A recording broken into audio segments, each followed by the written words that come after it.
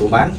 30%ពីការ trade របស់បងប្អូនតោះសួស្តីបងប្អូនអរគ្នាថ្ងៃនេះខ្ញុំបាទសូមណែនាំប្រភេទ account មួយដែលបងប្អូនងាយស្រួលក្នុងការ trade spread តូច leverage ធំងាយស្រួលទទួលបានផលចំណេញអ្វីដែលកាន់តែពិសេសមួយទៀតឱកាសពិសេសបងប្អូន trade មិនថាខាតពីផលចំណេញទេបងប្អូននឹងទទួលបាន30% rebate lot ភ្លាមឱកាសពិសេសនេះគឺមិនងាយមានទេសម្រាប់ trader គ្នាយើងដែលប្រើប្រាស់ account trade ដោយមិនទទួលបាន rebate lot មកវិញបងប្អូនអាច trade ទៅលើប្រភេទ account នេះបាន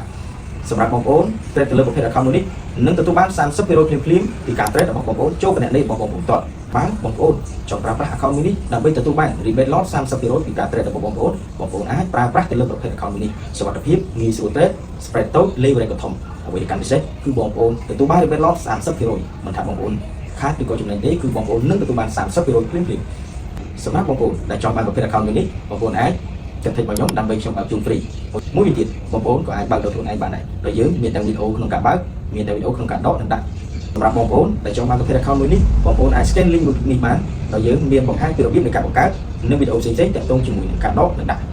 សម្រាប់បងប្អូនដែលចង់ប្រើប្រាស់ទៅលើប្រភេទ account ដែលទទួលបាន rebate lot 30%និងងាយស្រួល trade spread តូចសម្រាប់អ្នកដើមទុនតិចក៏ trade បានដើមទុនធំក៏ trade បានប្រភេទ account មួយនេះបងប្អូនអាចបើកតាមរយៈ Telegram នេះបានបងប្អូនអាច scan ជាប់គ្រប់នេះយើងមានវីដេអូក្នុងការបង្រៀនបានមួយទៀតបើសិនបងប្អូនចង់ឲ្យខ្ញុំបាទជូនគឺខ្ញុំបាទជូនបានដោយ free ឥតគិតថ្លៃអរគុណជំរាបលា